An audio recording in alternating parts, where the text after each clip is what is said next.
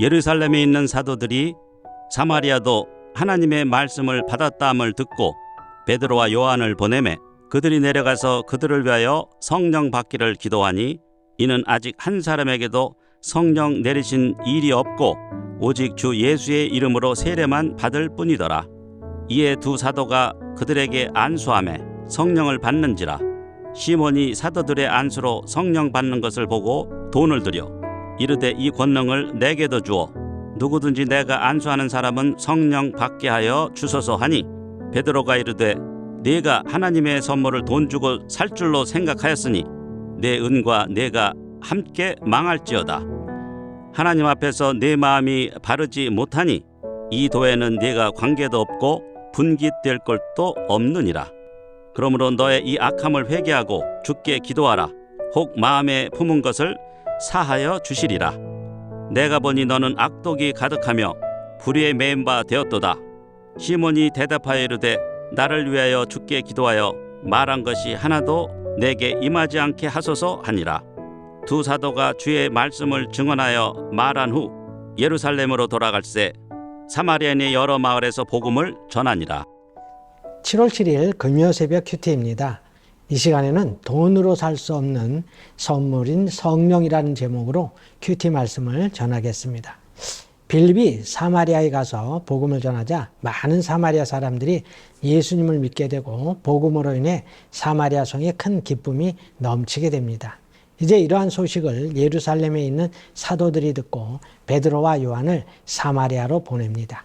베드로와 요한이 사마리아 와서 보니까 그들이 예수님의 이름으로 세례를 받았는데 성령은 받지 않은 겁니다. 그래서 사마리아 사람들이 성령을 받게 하기 위하여 기도하고 안수를 합니다. 그때 사마리아 사람들이 성령을 받게 됩니다. 오늘 본문 말씀은 교리적으로 해석하기가 쉽지 않은 내용입니다. 예수님을 믿고 주 예수의 이름으로 세례를 받았다면 그리스도인이라고 할 수 있는데도 성령을 아직 받지 못했다고 했는데 일반적인 경우라면 이것은 있을 수 없는 일이기 때문에 그렇습니다. 예수님을 믿고 구주로 고백하는 것은 성령의 사역입니다. 그래서 결론적으로 말하면 하나님께서 교회의 하나됨을 위하여 허락하신 구속사적인 사건이기 때문에 그렇습니다. 이 사건은 교회 역사를 통해 아주 예외적인 사건이라는 것을 알아야 합니다. 죄사함과 성령의 선물은 하나님이 부르시는 사람들, 그래서 회개하고 믿고 세례받는 모든 사람들에게 하나님께서 주시는 선물입니다. 그런 점에서 사마리아 성도들에게 성령이 늦게 임한 것은 복음이 이방 지역으로 퍼져가는 첫 열매로서의 과정이었기 때문에 그렇습니다. 당시 사마리아인들과 유대인들은 종교적, 정치적 이유 때문에 서로 완전히 원수 같은 상태였습니다.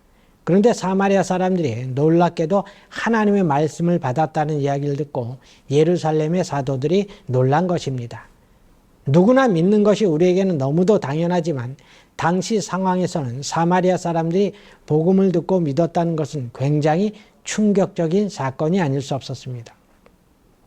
그리스도의 복음이 유대인과 이방인들이 하나님을 보여준 사건으로 하나님께서는 그것을 위해 사마리아인들에게 잠시 성령이 임하는 것을 보류하셨던 것입니다. 서로 원수 같던 유대 예루살렘 교회와 사마리아 교회가 하나 되기를 원하셨기에 사마리아인들이 믿고 세례받은 후에 사도들을 통해 성령을 받게 하신 것입니다.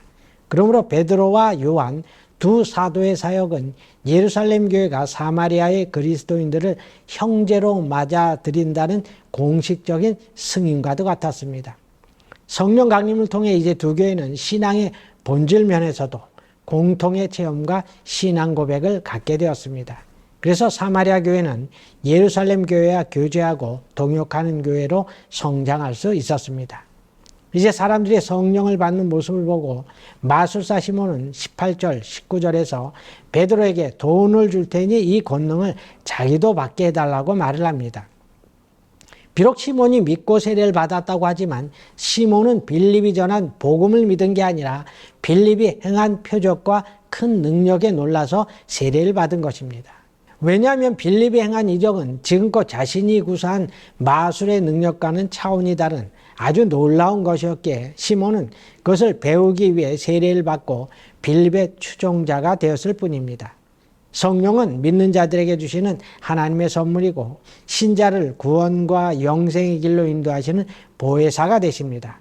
따라서 성령은 결코 돈으로 사고 팔 수 있는 것이 아닙니다.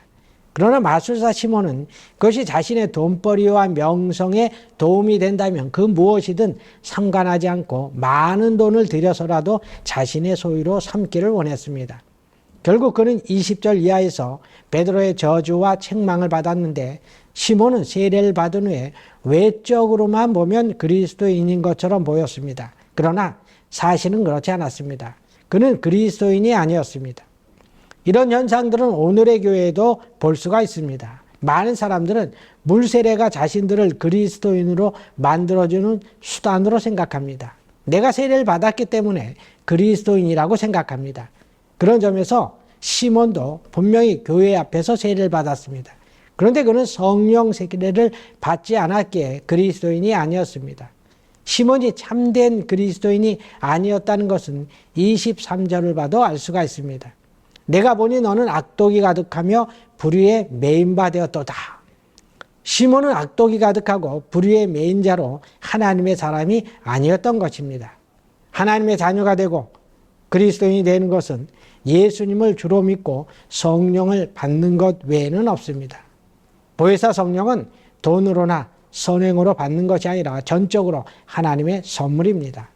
우린 다 하나님의 선물인 성령을 받은 사람으로서 천국 갈 때까지 성령께서는 우리를 떠나지 아니하시고 우리와 함께하여 주시고 우리를 진리의 길로 인도하여 주십니다. 그 성령님을 믿고 오늘도 하나님의 자녀답게 살아가시는 성도님들이 다 되시기를 바랍니다.